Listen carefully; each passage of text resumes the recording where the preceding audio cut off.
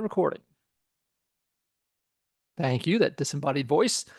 I'm now calling the Tuesday, May 21, 2024 regular meeting of the Los Altos Hills County Fire District Board of Commissioners to order. The time is 7:01 p.m. Please note we're conducting a hybrid meeting, which allows staff and members of the public to attend this meeting via a virtual teleconference. The hybrid meeting will be video recorded and posted on the district's website. Because we are video conferencing, we will follow a strict protocol for the benefit of the recording. I will indicate when commissioners, staff, presenters, and the public can provide comments. If you've called into the meeting and are not using webcam, please state your name prior to providing your comment for the benefit of the recording. Please practice considerate video conferencing etiquette by muting your line when you're not speaking and limiting distracted behavior on camera. District Clerk Vargas, please conduct a roll call. Okay, commissioners, I will be conducting all roll calls this evening in the same order. Please remember the order so that you are prepared to provide your comment or vote. President Spreen. Here. Vice President Sherlock. Here. Commissioner Basiji. Here. Commissioner McDonald. Commissioner Tonka. Here. Commissioner Tyson. Here. Commissioner Warren. Here. Okay, and we have 6 commissioners present. For the benefit of the recording, I will also conduct a presenters, consultants, and staff roll call. Santa Clara County Fire Department Fire Chief Kirkow. Present. Thank you. Santa Clara County Fire Safe Council Program Director Amanda Brenner Cannon, excuse me. Present. Thank you. Santa Clara County Fire Safe Council Project Manager Saeed Ortiz. Present. Thank you.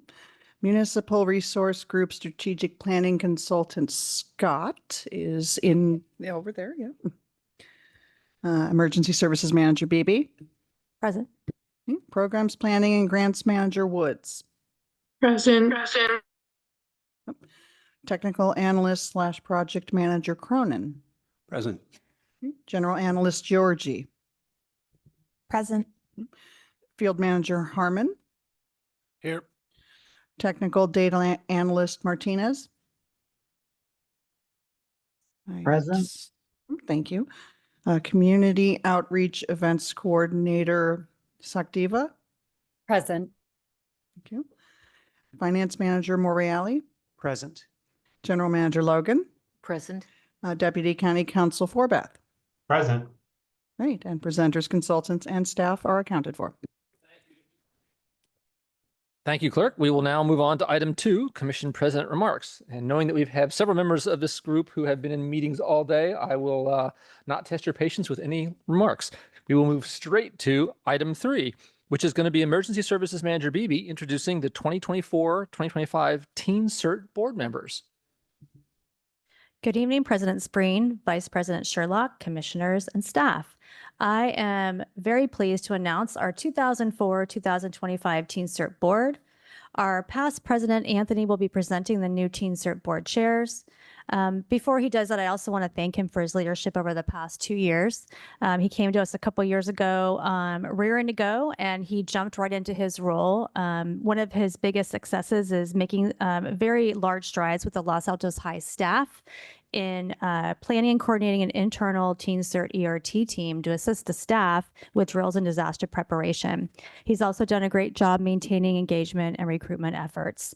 Anthony, please start the presentation of the Teen CERT board. And I want to just make one comment. We do have some online Zoom Teen CERTs, it's finals, and they're only going to be using their first name as per the county protocol for minors. Thank you.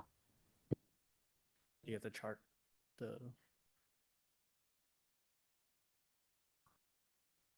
Okay, good evening, Commissioner. My name is Anthony. I was the past board chair and the past incident commander. I'm going to still be working with Teen CERT over the summer. And through the Teen CERT program, as Victoria said, there was a lot of opportunities, especially working with the ERT program at our school and pushing that kind of forward. But also a big part of it was the November 4th drill, being able to run my own incident command center with fellow Teen CERTs. Specifically, like learning kind of how to do like community outreach for the preparedness kind of, I guess like events like through the Garner Bolus event, teaching and like speaking to the public about how to prepare themselves. And now with the current board, I'm going to currently introduce our two new co-chairs, Alice and Kamya.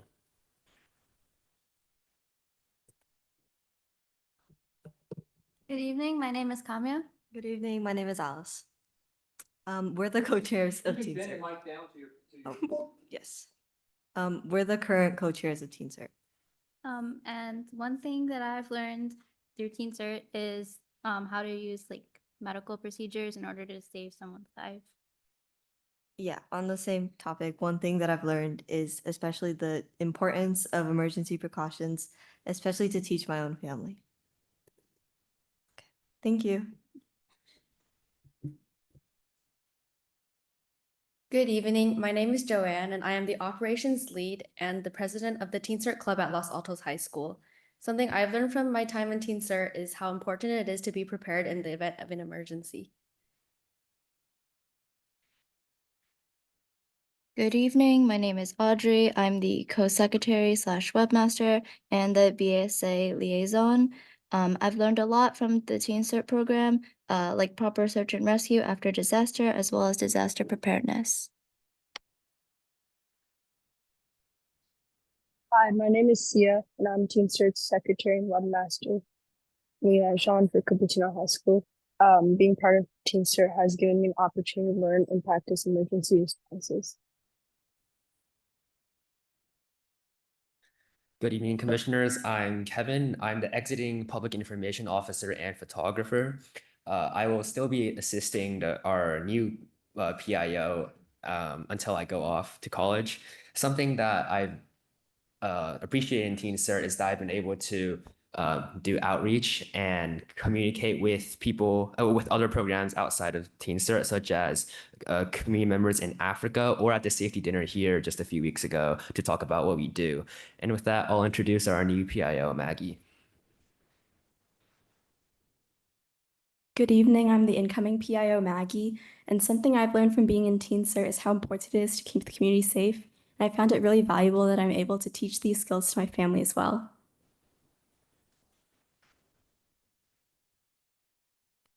Good evening, I'm Allison, and I'm on the communications team. And one thing I've learned from being in Teen Cert is just how important the average person can be during an emergency.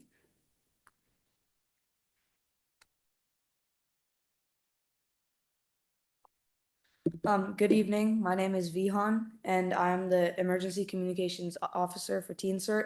And one thing I've learned in my time at Teen Cert is how to treat injured people during emergency situations.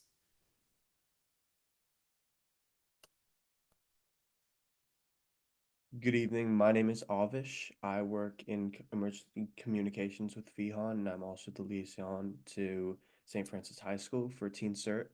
And one thing that I have learned from Teen Cert is how to help people and how to implement practices to help people during emergencies. I believe that's everyone.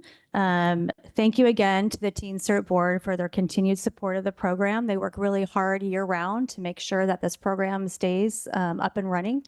And also to their service to the community, they are to be commended for that. Thank you very much. And welcome to Teen Cert Board 2024-2025. Yeah. I just want to say one of the things I've learned from the Teen Cert program is what role models you are for us adults to be as organized and as ready to go. So we should all take note. Any comments here from commissioners? Just to say that it's impressive so many of you showed up during exam week. As a parent of 4 kids, I know what it's like. So thank you. Oh, just I appreciate so much you're a role model for other students and then also for your parents. And I remember meeting some of you at the Touch a Truck event, and it was just great to see you out there. Thank you for being out here and letting us see you. And thank you for the work you've done this year and the work you're committing to for the coming year. And this is a great program that we're really so proud of. And it's all from your energy. And thank you for being here.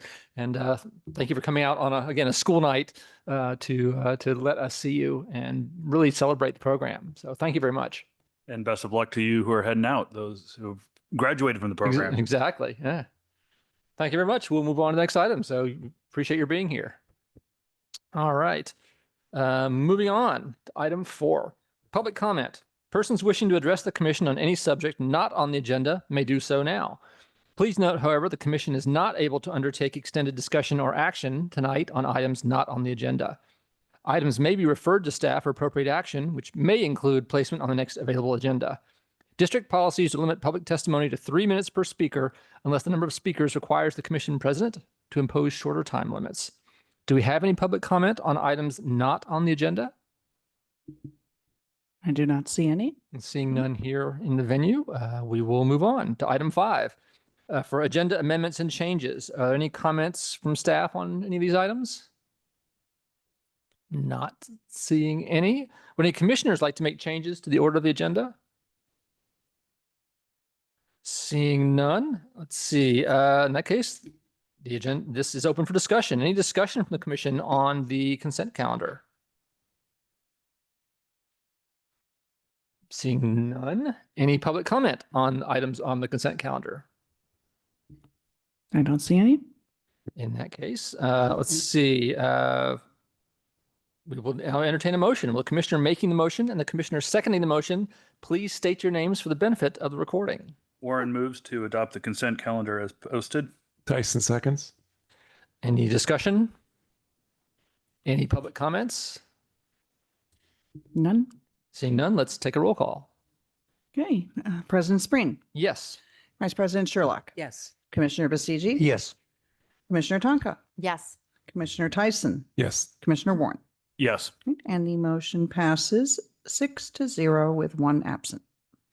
Thank you very much. We'll move on to item 7, which is the fire chief report. Fire Chief Karakau, if you could please provide this report. All right. Good evening, President Spreen, Commissioners, General Manager Logan, staff and guests. Before you is April 2024 Los Altos Hills County Fire District Public Safety Report. If you go ahead and go to the next page. Of note is really just one incident resulting in a dollar loss in which a vehicle fire occurred. And so the dollar loss is both the vehicle and the contents in the vehicle. Another noteworthy item is rescue response that was southbound 280 just north of El Monte, in which Palo Alto Fire coming in from the north was able to get on scene just a minute before. Actually, it was more like 40 seconds before Rescue 74 was able to go up and turn around and come back. Additionally, we've got separate from this report, we do have starting on June 15th, Palo Alto Fire will start staffing Palo Alto Station 8. I spoke to Chief Blackshire this morning and they're ready to go. And County Fire will then subsequently staff with our personnel starting on July 1st. Lastly, again, separate from this report, there will be a wildfire exercise at Foothills Park that will take place next Wednesday from approximately 8 a.m. to about 1300 or 1400, 2 p.m. That involves Palo Alto Fire, Mountain View Fire, Palo Alto Parks, Woodside Fire, and 5 county fire engines will be present, as well as some overhead as we get prepared for fire season. With that said, are there any questions or comments? Any comments or questions from Commission? Seeing none, any public questions or comments? I am not seeing any. Well, then there we go. Thank you very much, Fire Chief. We will move on to item 8, the General Manager report. As General Manager Logan will be providing this report. Yes, thank you, President Spreen, Vice President Sherlock, commissioners, staff, public. Before you tonight is the General Manager's report, and we had quite a few activities this month with public gatherings, which you'll see some of the photos depicted here. Next slide, please.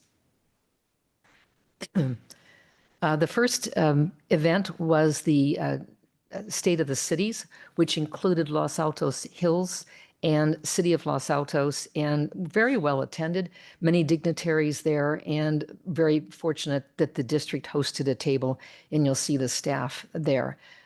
State Controller was one of the guest speakers. And interestingly, I received a letter from her the other day and it had to do with tax forms. So I had a little more personalization when I looked at the letter. Next slide, please.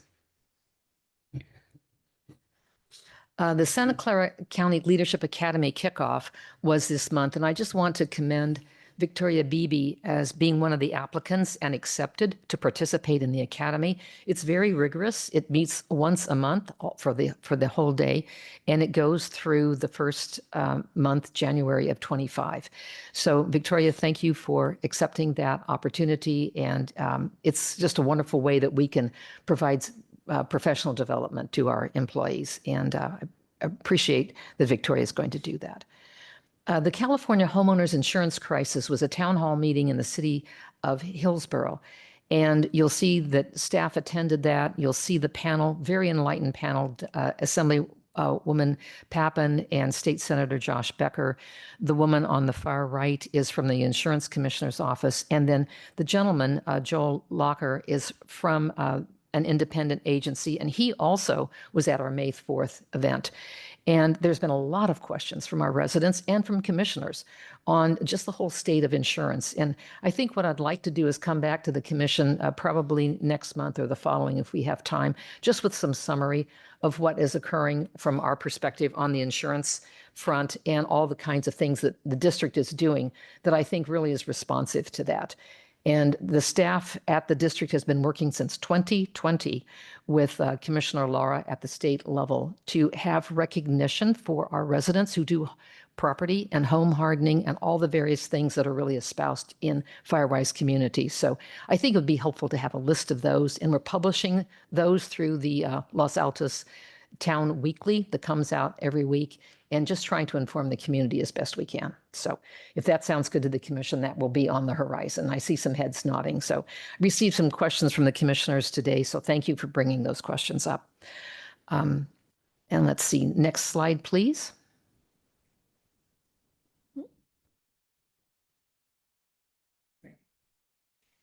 Oh, this is a property damage claim. Happy to report that we got full recovery.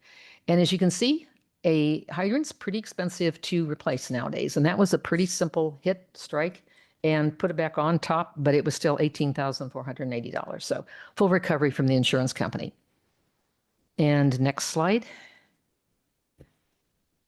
The State Controller's Office reports are now available on our website.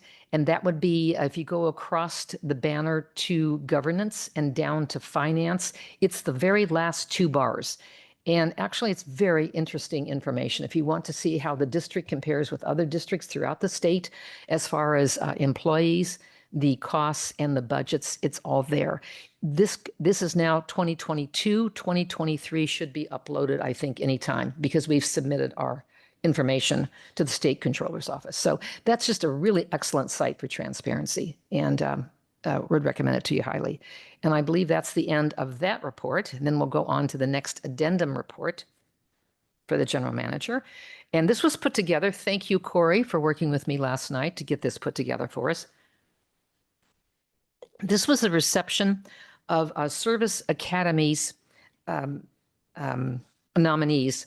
And Congresswoman Anna Eshoo hosted this. She does it every year. I've attended every year for probably the last 7 or 8 years.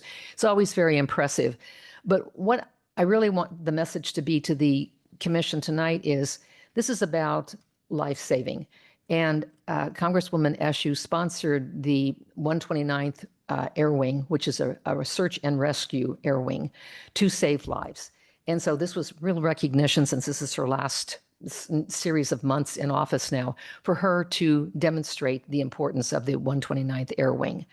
And so here you'll see the appointees that are going to the military academies.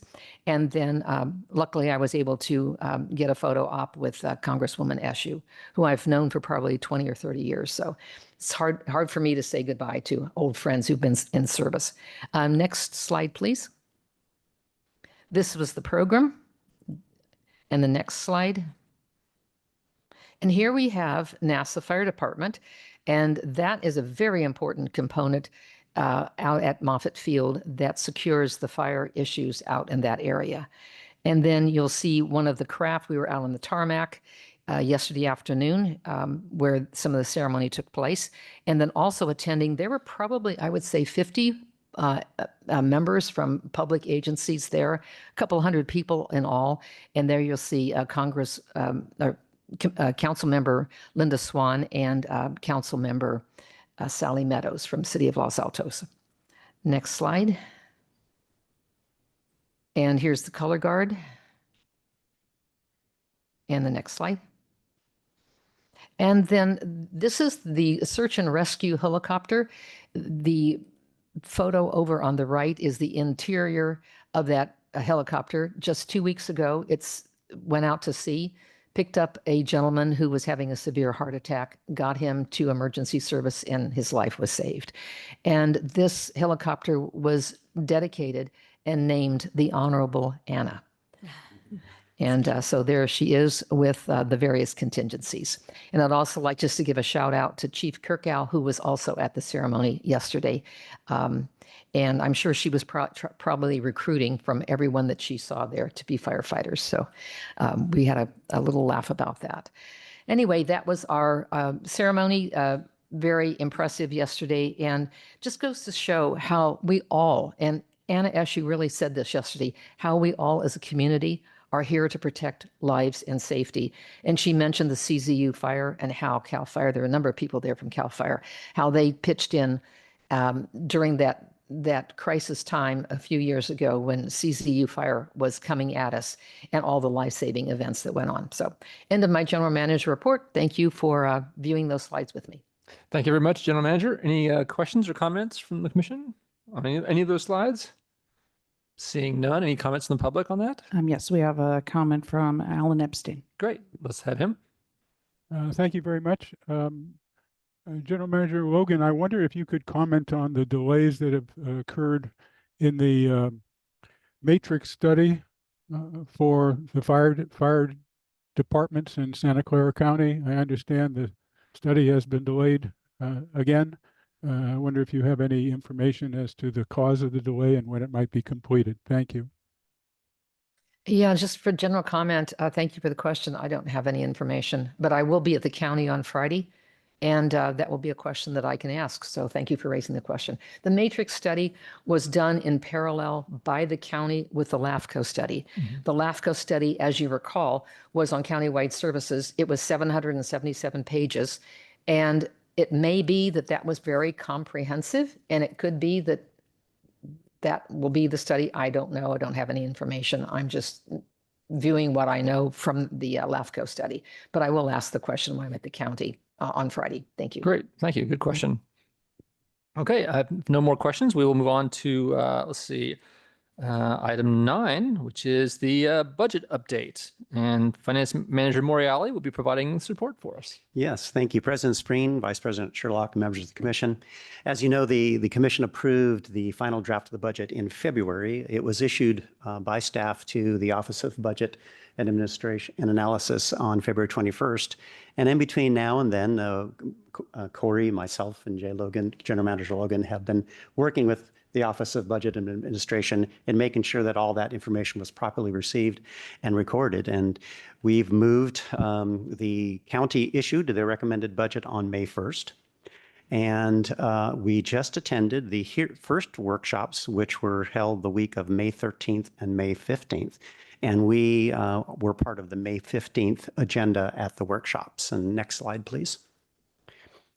So the recommended budget can be found online at this link, and you'll find that the fire district's budget, which is part of the housing and environmental program of the county, is on page 555 and 556. It's quite a large document, quite an extensive document given the scope of the county budget, which their general fund alone is about $6 billion. And when you add in hospitals and health, it comes up to about $11 billion in terms of the size of their budget. I want to take this opportunity before I go further just to thank the Office of Budget and Analysis for their keen coordination with us. They've been in constant contact with us and been provided great guidance. And at the same time, it's quite impressive as I attended the workshop along with General Manager Logan on the 15th. It's quite impressive that they put such an extended budget document together relatively quickly, given the enormous size of the county. And next slide, please. I'm a smoker from New York. Sorry. Okay. So I'm very pleased to report that our budget was presented on May 15th by the Board of Supervisors and by the county executive. And pleased to report that the full extent of the budget as approved by this commission was recommended and included in the recommended budget, and there was nothing edited or changed at that meeting. So as of right now, we have gone past the workshops, and all the enhancements included in the district budget have been included, and now we move on to the hearings, which will be held in June. To remind the audience to what significant items were in that budget, we had enhanced integrated hazardous fuel reduction programs. We had the feasibility study for a new fire facility. We had AI, wildfire early detection technology. We put in significant dollars for environmental impact report, the acquisition of fixed assets, specifically a truck, as well as IT equipment and software. And it included the inclusion of additional staffing as well, and enhanced community outreach and enhanced administrative support. So all those items were bundled in, were presented, and and there was no comment to the contrary at the workshops. So we moved on beyond that level. And in terms of the next slide. So our next dates, we've gone past the 15th, and now we are approaching the June hearings, which the hearing for the districts will be held on June 11th. And at that time, we will find out in finality whether or not the budget is approved and adopted. I also wanted to mention that in the background, we've been working with the Office of Budget and Analysis on budget rollovers for items rolling forward from 23-24 to 24-25. We have met our deadline and submitted that to OBA. Our roll forward requests approximate about $2.4 million. And as this commission knows, the largest one being the fire truck. So all seems to be going very well in that regard. Our templates and formats have been submitted. They've been reviewed, and they will be submitted as well. So with that, that concludes the update for the budget. Thank you. Any comments from the commission? I just want to say I listened into the meeting on the 15th, and it really is a testament to our staff and everyone who put that budget together and how well they worked with OBA that it went with so few changes. And it really shows how the items that were put on our budget were well defended, described, explained, and really made coherent with the county's needs as well. And the other thing I'll say is that I really appreciate Supervisor Lee's comments who really came out strongly in support of fire issues and fire protection for the entire county. And so, again, I think it puts us, assuming this budget proceeds this way, it's now our job to make this stuff happen. So it was really a strong meeting for us, and I appreciate everyone who was involved with that. Okay, thank you for the report. And any public comments on this item? Well, we have applause from okay. There you go. Alan Epstein. That's wonderful. So moving on to item 10, which is ratifying the purchase order with Zoom Video Communications. District Clerk Vargas, will you please provide us a report for this? Yes, good evening, commissioners. And within the agenda packet is a memo report on this item, but in short, we've been using the Zoom teleconferencing services since the advent of COVID-19 back in February of 2020. When we initially obtained the Zoom teleconferencing services, it was through our AT&T telephone and voicemail contract that we already have. AT&T recently informed the district that they are no longer going to be supporting the Zoom teleconferencing platform. They told us one date, and then a little last minute, they told us that as of May 4th. So because of this unexpected termination, or the quick termination, I should say, of services, the purchase order needed to be executed immediately.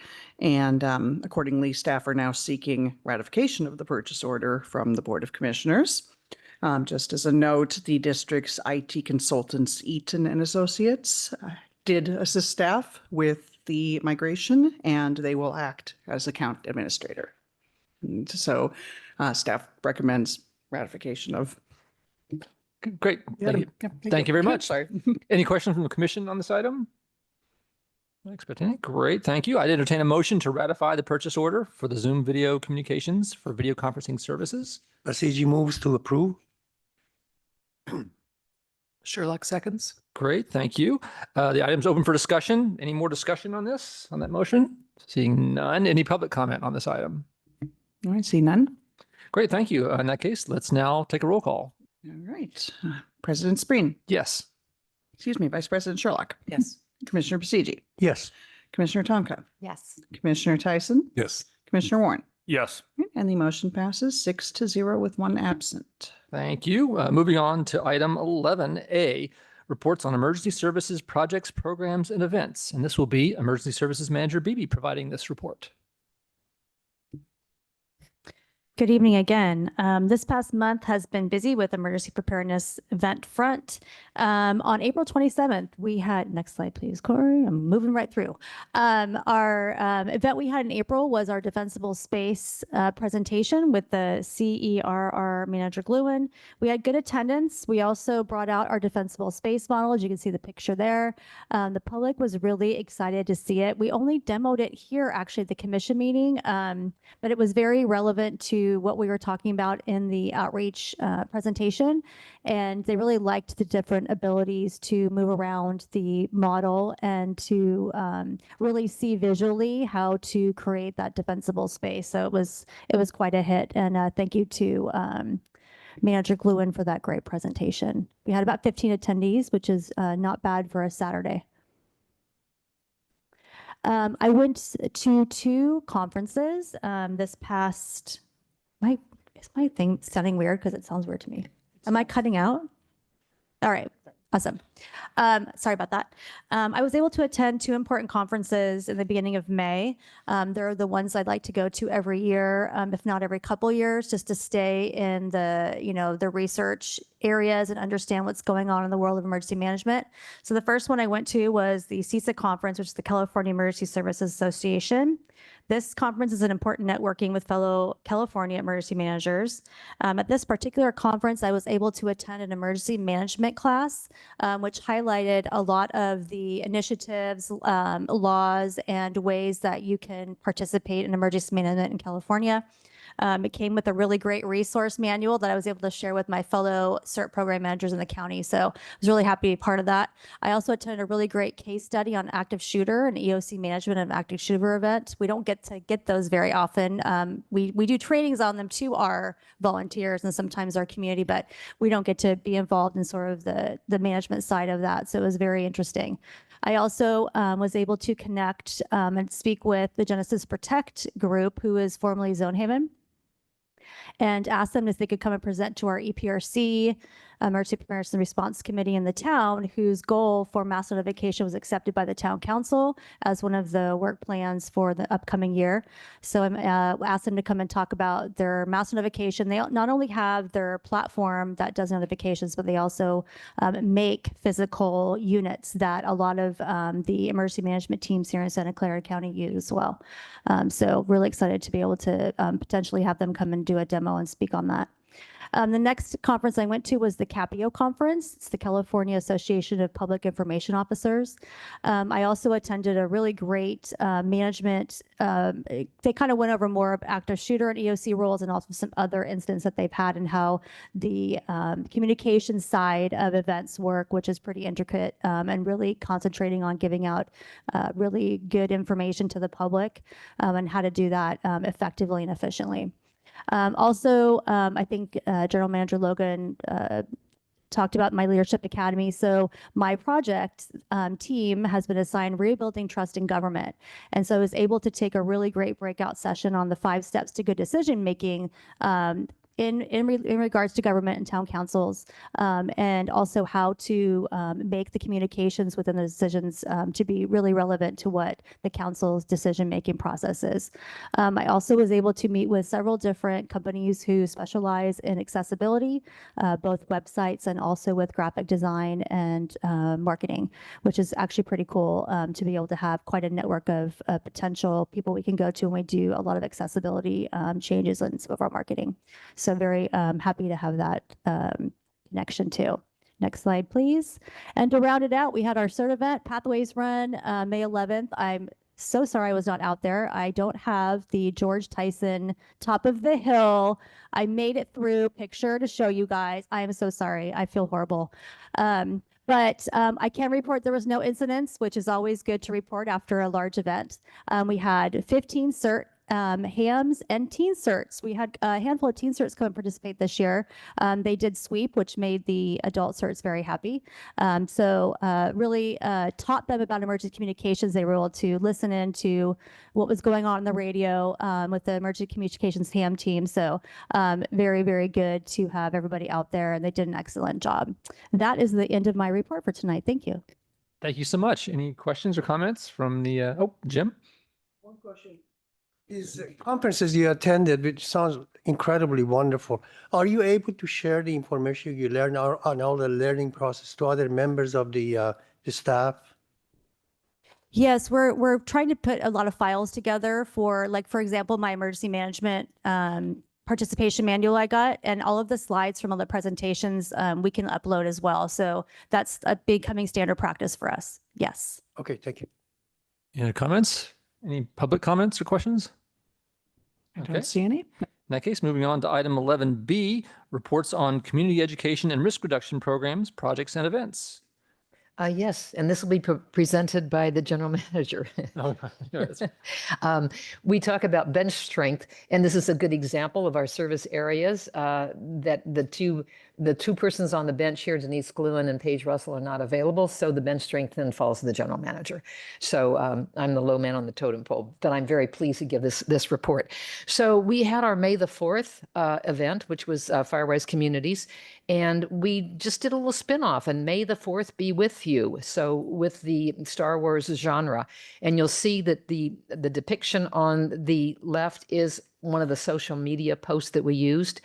And then just for the kind of the fun of it, let me just read to you, May the 4th be with you because you're worth it. We're going to win this war, not by fighting what we hate, and then parens, wildfire and disaster, but saving what we love, parens, life and property safety. So that's one of the famous iconic sayings from Star Wars, and we just kind of updated it to be what our disaster programs are all about. So I hope you got a chuckle from that, and if you're a Star Wars fan, you could say, yes, okay, understand. Next slide, please. And here we are. This was our menu for the day. I was here. It was fabulous. Loved it. Everything about it. Very, very well turned out. And I sat in on a couple of the sessions, and just, it was heartwarming. Heartwarming and very, very filled with information. So Ryan Cronin was one of the presenters, Paige Russell. Denise Gluen did the heavy lift with a number of the presentations here in this room. And who did I leave out? Anybody? Teen Cert was here, and we also had Firewise, the Fire Safe Council was here, a couple of their members, and Parisima Hills Water District was here. So nice collection of community sponsors being here, helping us with that. And the next slide will tell you what the weather was like. It rained, and it was cold, and it didn't seem to deter anyone from being here and enjoying the day. Would you agree? Yes, sir. Okay. Yeah. So in fact, I had a couple of friends who came because they had a golf game planned, and the golf was washed out, and they live in Los Altos Hills. And I said, well, then come to that fire. And so they did. They showed up. So that was very nice. Next slide, please. And we had a wonderful food truck. I would invite them to my home any day of the week. They were just wonderful. Everybody enjoyed a really nice lunch together, sat together. We put the tables, we broke them down and put them under the eaves, and people just sat outside, and being true Northern Californians, they seemed to enjoy the weather. So, you know, it was lovely. And then we had the insurance presentation, which are the other two slides on there. And I'll do a summary of that for you. And I think that's the end of, oh no, now we go to the goats. May I proceed to the next item? So Jackson Ricketts went out and took photos of the goats just before they left the burn preserve. They were here from April 26th, departed on May 7th. No incidents, no loose goats. They, you can see from the comportment of the goats, they ate very well. They like our hillsides. And then just, Corey, if you will, just run through the slides, because Corey had a lot of fun putting these slides together for me. And we have our wonderful Great Pyrenees dog who protects our goats. And you can see the idyllic, this is the middle of Silicon Valley. And look how idyllic it is with the goats and all of the fire fuels that hopefully have been reduced. Next slide. There we go. So cute. And next slides. And the final slide. Off to greener pastures. There we go. So Jackson Ricketts will come back. And what we have done now for the last probably 3 years is we've had the UAS flyovers to collect data on what the vegetation is at Burn Preserve before the goats and after the goats.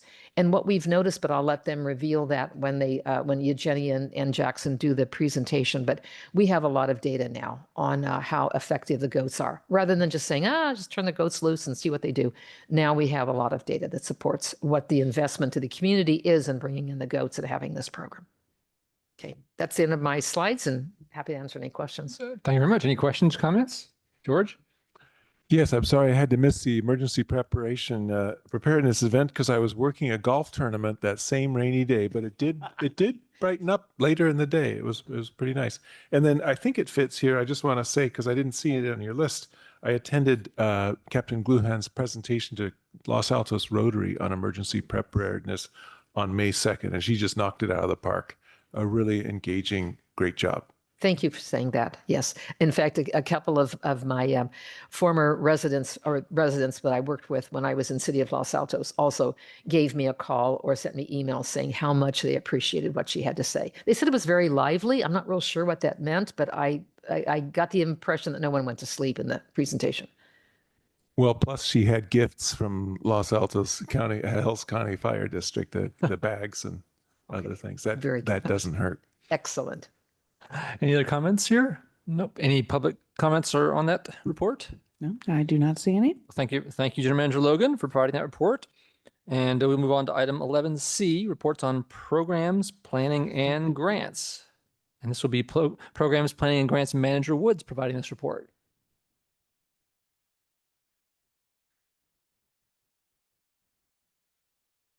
Good evening, everyone. There's a little hail going on in Colorado, so we will do our best. Is all the audio okay? Yes. Thank you. Next slide, Corey. So in our planning program, we've begun the Altamont maintenance evacuation cycle. Happy to say that that's coming up on September 3rd, and we've changed the dates on the final 2 projects for this year, and these are our new dates. That'll bring us to a total of 6 evacuation routes for 2024. Next slide, please.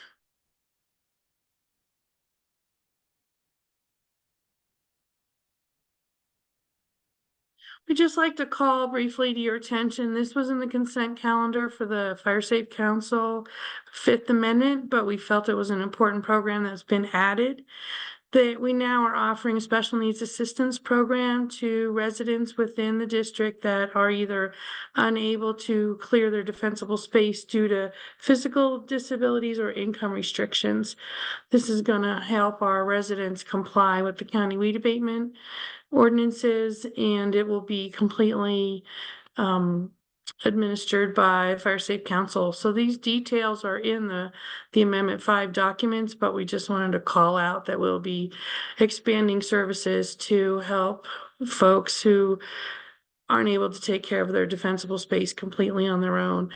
And Ryan and I have identified at least 2 folks so far this year that I'm going to invite to the program. So it really helps us with equity and supporting the less abled folks to be able to keep their property hygiene up.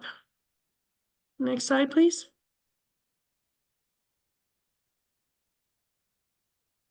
Had an excellent opportunity a couple of weeks ago to work with Midpin. They invited us to give input into their 25 and 26 work plan. They plan 2 years out, so this has been wonderful that we've got our work plans planned a year or so out, either in writing or in concept, and it allows us to sync up with the other partners that we have in the area. So one of the things that we discussed was the community strategic fuel break connectivity. You may recall in March that we talked about the existing parts of the community strategic fuel break. going in on the east side, and then the purple is the Hidden Villa area. And this black circle represents a little bit of connectivity disconnect between the hidden edge of the Hidden Villa property and Page Mill Road. So they've put into their work plan, Midpin has put into their work plan for the first time that little piece of connectivity. So the community strategic freeway will truly run all the way from 280 to Page Mill. And you may recall that we've hardened Page Mill over the last 2 years with our regional partners, and we're working towards 280 in 2025. So our box is getting stronger with every project. The other great opportunity was to put together the Page Mill evacuation route maintenance intervals, as there's about 6 different agencies that it takes to do the entire length of Page Mill from 280 all the way up to Highway 35. And one of those agencies has a big portion of it is Midpin. So we've discussed what the intervals will look like in terms of what they can do on their portions of it, what we're doing in our intervals, and then I can take it to the other partners that we work with, the 2 fire safe councils, Palo Alto.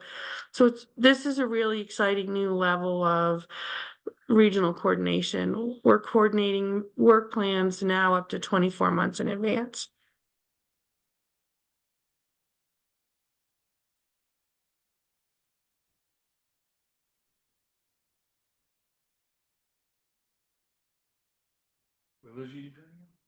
I think it's just a while for the slide, for her to see the slide come up. Next slide, but I'll go ahead and talk about it. We've added 2 more, there it is, FAQs to our resource library that answers questions about evacuation routes. And that is, what is the appearance after evacuation route is finished? And what do we do with the biomass that we cut when we're on an evacuation route? So there's a few more curiosities and answers out there for anyone who wants to take a look at those. Thank you. That's the end of my. Thank you very much. Any comments or questions? Yes. Yeah, please. Yes. Great report. Thank you, Jenny. So I talked to General Manager Logan about this. I'd like to suggest the staff investigate adding the Los Trancos area in the part of the district up there on the northern boundary as a potential evacuation route area. If they can add that to study it, see if it'd be appropriate, and add it to the list of projects, if it makes sense. Yes, will do. And thank you. We definitely are looking at that, and we'll bring you back a more complete report next month. But several of our projects that they do touch that already. The Arrastadero that you've heard us talk about, the maintenance project, that touches the borders of that, and we're exploring coordinating with Palo Alto and the regional partners in that area. But we'll bring you maps and more details on exactly what's planned in June. Great. Thank you, Jenna. All right, good question. Jim? I was just going to express huge appreciation for the work that's being done in hardening Page Mill, because that place is, that's where I live, and I'm always quite frightened at how much vulnerability there is up and down that road. So this is great. Thank you so much. One other question I have is have you looked, you mentioned connectivity between the Hidden Villa and Page Mill Road. Did I hear you right? Maybe not. Yes. Are you able to pull that slide back up, Corey? I can speak to that a little bit more if we have time. Mm-hmm. So what has, in the slide, the Page Mill is the purple area. It's back one more. It's coming. There it is. And Hidden Villa, we've been working with them. You've heard us talk about helping them with grants and other project planning. And in the black circle, there's a little section of Midpin that's between the Hidden Villa western border and actually Page Mill Road. And that's where the connectivity I was referring to was not in anybody's work plan. So as we work with Hidden Villa to help clear their ridge line with a shaded fuel break, now Mid-Peninsula has on their work plan that small area of connectivity to carry that shaded fuel break from the western side of Hidden Villa all the way to Page Mill Road. And since Page Mill Road is hardened, now you're starting to see that box effect of connecting the ridgeline shaded fuel break with a hardened roadway. Does that does that area run through the Artemis Ginzer space? I'm Which not exactly connects? sure, sorry. Okay, I'm just curious more than anything else. Because they're extremely wooded and lot of shrubberies at all different levels, close to the ground, midway, and all the way up. So I was just wondering if that's being done. That's just great, but you don't have to explain that to me today. Thank you. Any other questions? Happy to add Huh? more offline, whatever helps. Commissioner Tyson? This is George. I had the chance this last month to meet with the executive director of Hidden Villa and told general manager about that, and I was really pleased to hear about the number of possible his great interest in improving the fire hardening, and also his strong connection with you, Eugenia, and that you are already an ambassador for us to them. That's great. Yes. Thank you. Yes, Elliot's been a joy to work with so far. They're very open-minded and very dedicated. And they're in our Firewise queue. So Denise has been working with their staff for evacuations and Firewise, and so they're really leaning into the district programs. It's exciting.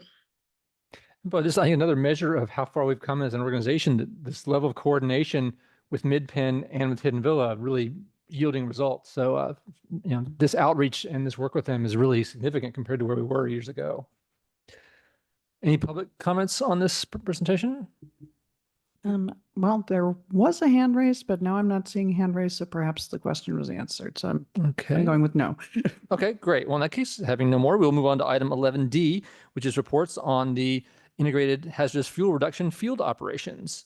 Field Manager Harmon and Technical Analyst Project Manager Cronin will be providing us reports.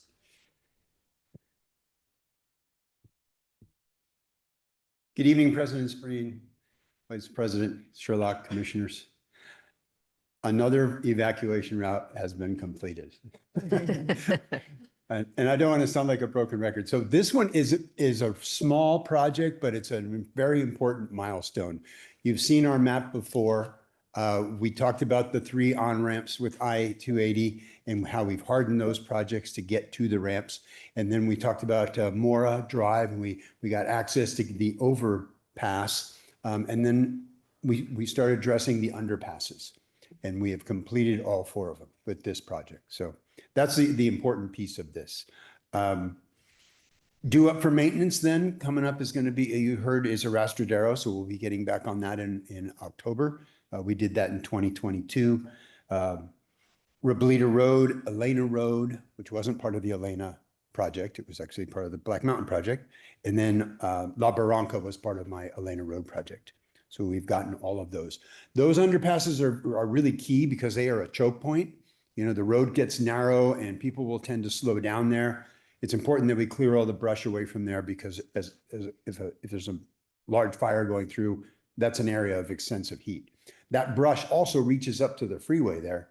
And so we have an opportunity to eliminate that, to keep fire from impinging upon vehicles at those cross points. We got more work to do, obviously, on I-280, and that's in the works. All right, may I have the next slide? So here's the project. We started on time on the 29th. It was a short project. We got it done in 3 days. We used Mia Bella Expert Tree Services. They are a frequent vendor of ours. They do a lot of our brush chipping. So that went really well. You know, they're very experienced. We had a number of citizens come out with concerns about, well, what are you going to do along here? And they were very pleased with, we worked with them, and we have professional arborists that know what they're doing. And the end result, I think, was very pleasing. We accomplished our goal of reducing fuels, but we didn't denude the landscape. And, you know, as a first pass through there, we met everybody's objective. So that was good. We use City Rise Traffic. They're part of City Rise Safety. They are consolidated now with BATS, Bay Area Traffic Solutions, and we've used both of those vendors in the past. I'm currently writing an article about the cone zone, and it's fascinating for me anyway. You know, the rules and regulations about directing traffic and what you can and can't do on the road, and I'm really pleased how we always make sure we have a traffic engineer. We're using all the required codes and best practices from mainly Caltrans pushes those out. Okay, next slide, please. So here's the statistics, 5.5 miles of shoulders treated. You can see we covered a lot, 1.83 miles per day. That's a pretty fast pace. Our longest day was 2.8 miles. And that's because there was a fair amount of untouchable riparian area. A lot of this was well-landscaped homes and residents. We did go by Gardner Bullis School, and that worked out pretty well. We were able to get by there just after the first bell, and then turned around and came by. Got just past them as kids were getting out. So it was a little imposing on traffic, but we were as sensitive as we could. Mia Bella estimated that we took out about 100 cubic yards of chipping, whether it was put on the ground or hauled away. All in all, again, we achieved our results that we wanted. A nice little demonstration there. That was a particular corner right over there. So it really increased the visibility along there. It opened up a second side of the road for pedestrian traffic, as well as opened up the corner. We see our next slide, just a couple more before and after shots for you. So big tall grass on the left, short mowed down grass on the right. A good distance up the hill. A car fire along that roadway is unlikely to spread. That is an example of a good, because it's a hill, we can't go too deep, but a fuel break to prevent wildfire spread. Next page, please. So property owners are required to maintain minimum fire safety standards throughout the year, and the district is no exception. And so the deadline was April 30th, so the day after. We cleared our parcel, so we were able to use, because our project was was completed quickly, we had the time to do that. So on the bottom, you see the before taken from the roadway. Those blue bags, by the way, were some of the trash that we collected, and I was able to recycle most of that. So our parcel was pretty heavily overgrown. You may not be able to see it, but that clump on the upper left, really tall weeds, at least 6 feet tall. And then taken from the top, after clearing, you can see it's all mowed down. We were able to take 2 loads of chips and spread them on our parcel. That will help keep the weeds from coming back. It was good exercise for me. I got out there with the shovel and spread it around with them. So it worked out real well. So hopefully we'll keep that down. Be a nice place to put a picnic bench out there now for future projects. May I have next slide? Discovered something interesting. Yeah.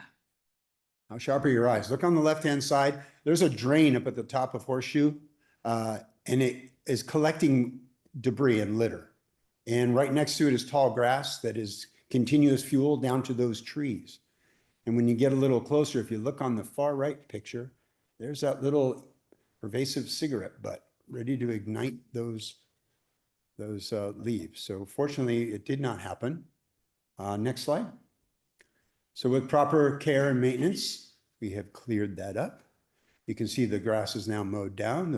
Those trees are limbed up a bit. So we have removed all the ladder fuels and contiguous fuels. So that's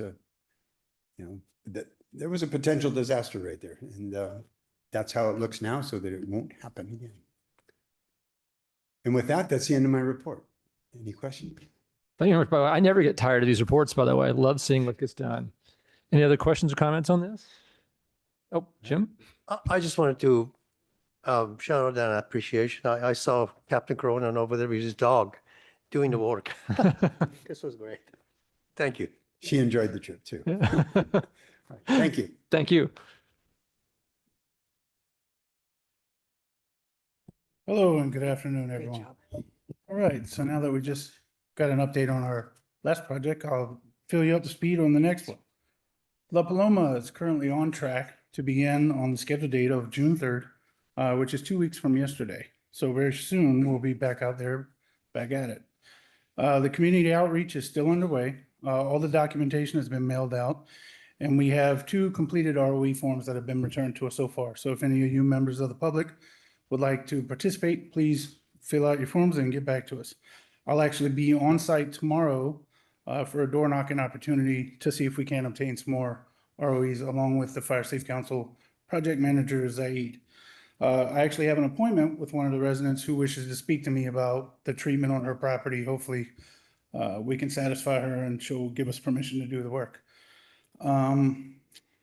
If you go to the next slide, please. All right, so this slide, this is just a reminder that the Robledo Burke and Ravensbury Mora evacuation route packets, final reports are in the agenda packet for you guys to review if you like. But the actual verbal reports were already given in previous sessions. So, and that concludes my report. Thank you very much. Any questions?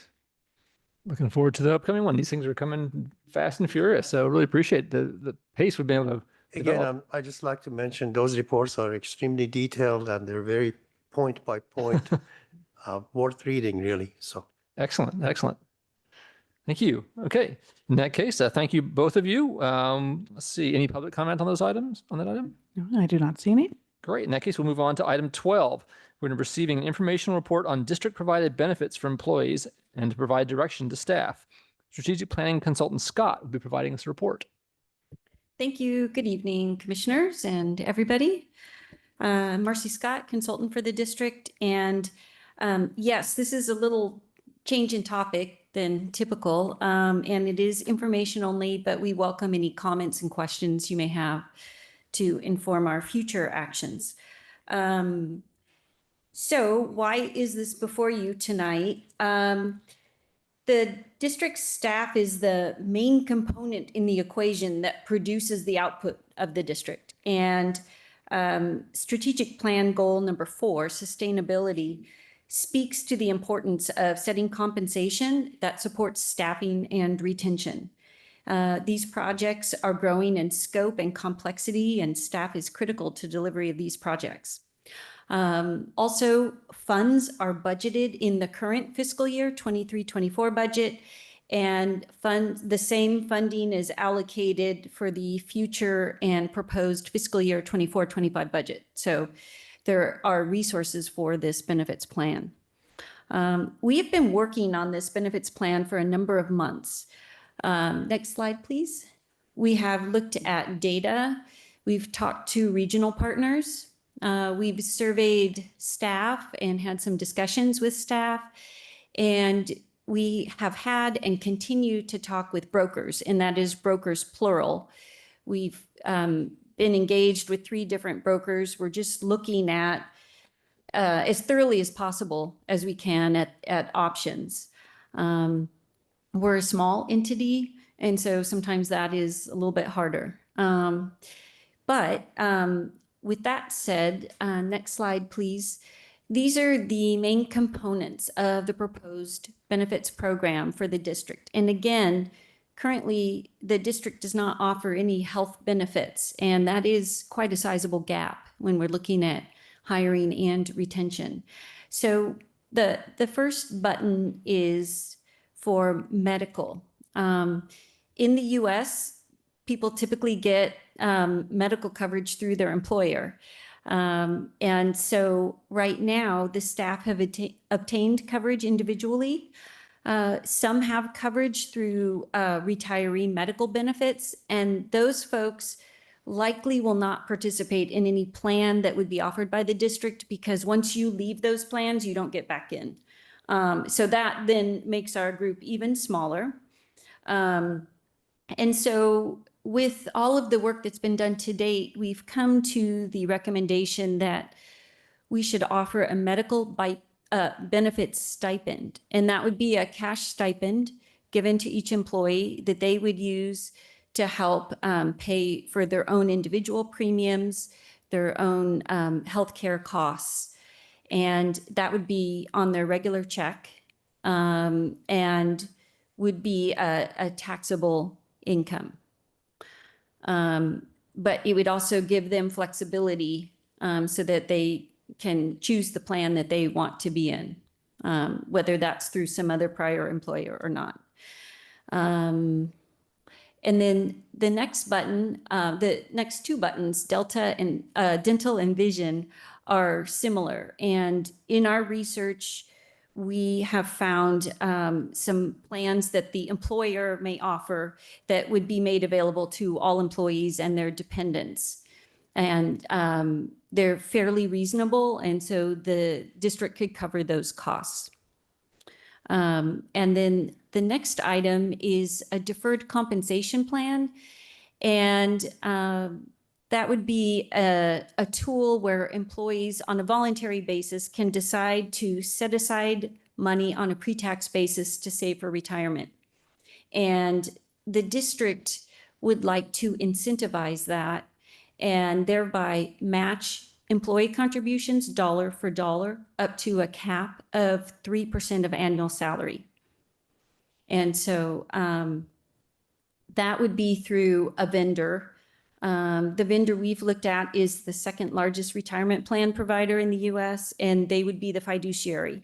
The employee would manage their own account. They would guide however that account would be invested. So that's the overall picture of the new components. And we also have the employee assistance program that the commission approved in April and has already been implemented. So let's see, next slide, please.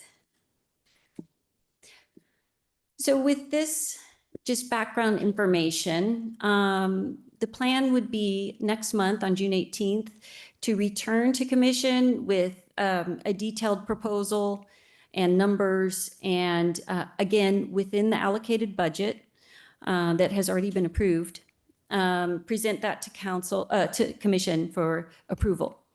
And then from there, within 45 to 60 days, there would be plan documents created and implemented for the benefit plans. And then in July, the benefit stipend could be implemented with the July paycheck for employees. And we would continue to meet with brokers and see if we find any other alternatives and options. But we would like to move forward in June to get some pieces in place. And so with that, that concludes the overview. And if there are any comments or questions, happy to address those. Questions from anybody? Yes, I have a probably fairly mundane question. How close does this stipend come to covering the total size of the outgoing money, employees' outgoing money? Well, employees have different plans, and we're not involved in those plans. Those are plans they've all obtained on their own. So there's a variation in cost. It also depends if you're single, two-party, or family enrollment. I can tell you the plan proposals we've received, you know, the HMO plans start at a single cost of almost $1,200 a month. And then the family is over $3,100 a month. Northern California is the most expensive medical costs, much higher than Southern California. CalPERS, which is one of the biggest medical providers in the public sector, they had to split and regionalize plans because there was such a cost differential. And that's a whole nother story, but the cost difference is driven by, in Northern California, the compression. And if you look at private providers, I think there's around 20% of them now are owned by these big hospital conglomerates. So that has driven up costs. So I guess there's no average number that you could cite on how much this is stipend, how close does the stipend come to covering the, say it's individual, whether it's single or married? Well, we've looked at data within the county. We've looked at the county plans, we've looked at CalPERS plans, and those are all data points.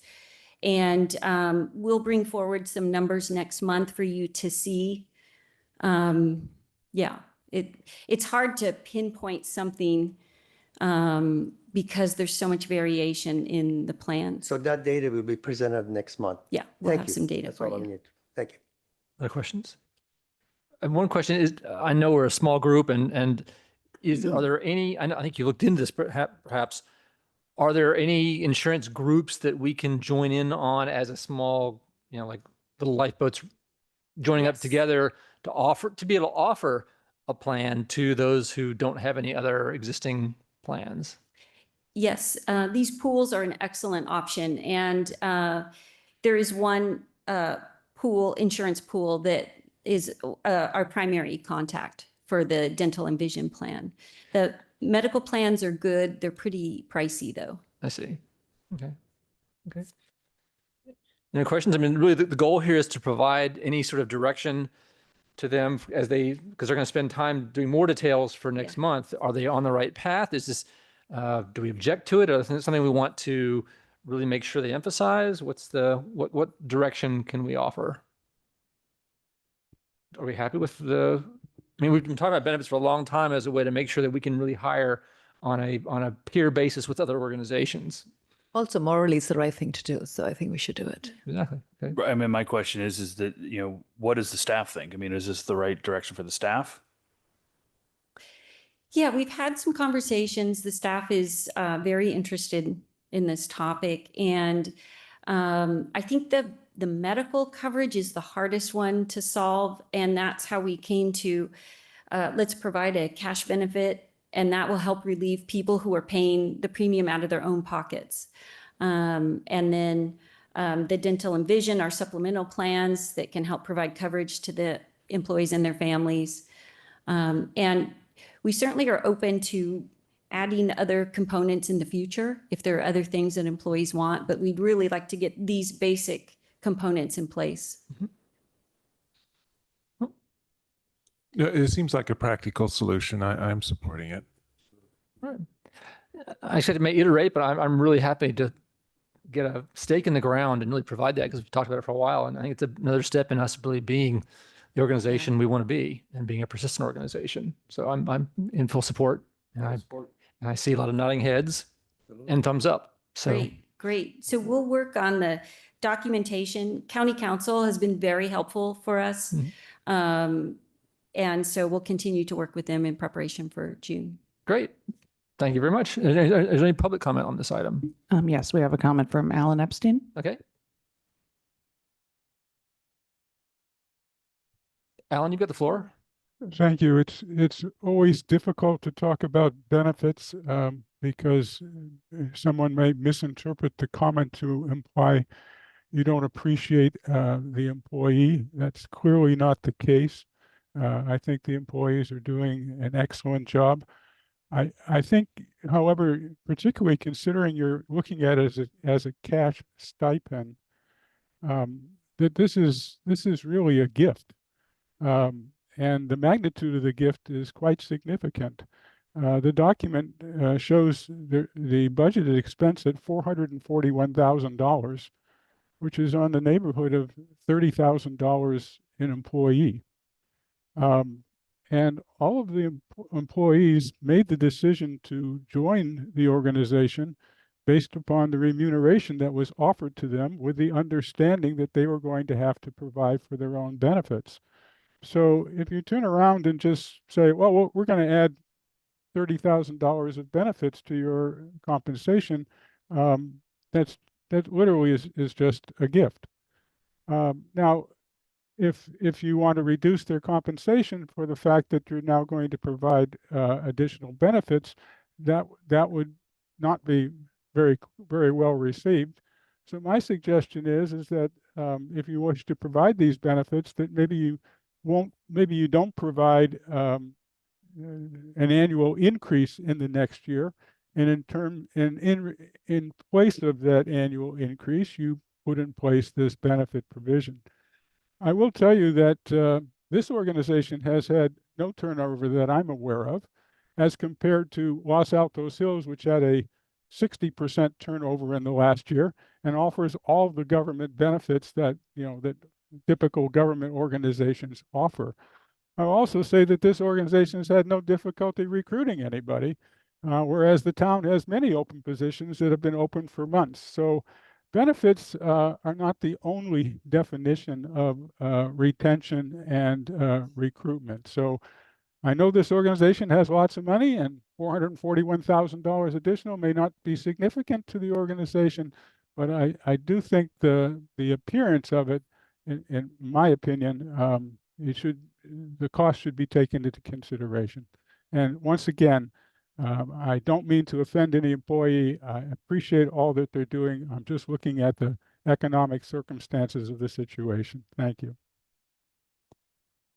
Thank you for your comments. I'm going to add that it's a tough step going from no benefits to some benefits, but this has been something that we've had to deal with in terms of bringing staff on over the years. And this has been a real impediment, not being able to be parallel to other organizations. And this is also in terms of how do we, in becoming a persistent organization and succeeding beyond the people we have, how are we able to hire and offer and not be a very special case organization that has to make a special case in each and every instance. So I'm very supportive and I recognize there's always weird transitions costs in moving something like this, but it's really important that we be able to advertise ourselves the same way any other organization is. I don't think it's fair to, well, I would say personally, it's not fair to compare, the staffing situation here with other organizations that have some very complex reasons why some organizations may be having retention issues and some may not. We've had turnover. We've spent a lot of effort in acquiring this staff. And I know the amount of effort it takes to replace when someone has to move on. So, this is really about how do we make this organization sustainable? That's the key thing for me. And so everything's not a special case. So it's just my reaction to that comment. Okay. Any other public comments? I don't see any. Thank you. That moves us on to item 13, commission member reports. This is an opportunity for commissioners to provide reports or any future agenda topics. Are there any comments from the commission? Seeing none. Any public comment for the future agenda items? I see none. In that case, we'll move on to 13B, which is announcement that a notice at the next regular commission meeting scheduled for June 18th, 2024, in person and hybrid at the Los Altos Hills Town Hall Chambers. Any comments on the commission about that meeting? I will not be able to attend. Thank you. Thank you for that note. Let's see. Any public comment on that date and location? I'm seeing none. Expect any. Thank you. Moving on to item 14, closed session. The commission will now adjourn to a closed session to consider the general manager employee performance evaluation pursuant to Government Code Section 54857. Before we join the closed session, is there any public comment on this item? I see none. Thank you. The commissioners, Consultant Scott, and Deputy County Counsel Forbath will now adjourn to closed session. County Counsel Forbath, you should have received a separate email from Consultant Scott with instructions for joining us in the closed session. Upon completion of the closed session, we will return to open session and announce any reportable action and then adjourn this particular meeting. Members of the public and other attendees, you are welcome to remain on the call during the closed session. District Clerk Vargas, please note for the record, the time is 8:19 p.m. Emergency Services Manager Beebe, please pause. Thank you, ma'am. We will now move to item 15, reconvening to open session. District Clerk Vargas, please note for the record, time is 8:44 p.m. Please conduct the roll call. Okay. President Spring. Here. Vice President Sherlock. Present. Commissioner Basigi. Here. Commissioner Tonka. Yeah. Commissioner Tyson. Here. Commissioner Warren. Here. And we have 6 commissioners present. Great. We didn't lose anybody. Thank you, District Clerk Vargas. Deputy County Counsel Forbath, if you could please announce any reportable action from the closed session. No reportable actions were taken during closed session. Thank you, sir. We'll now move on to item 16, adjournment. This concludes the May 21, 2024 regular meeting of the Los Altos Hills County Fire District. The meeting is adjourned at 8:44 p.m. District Clerk Vargas, please stop the recording. Okay. See, I wasn't prepared for that. Stop.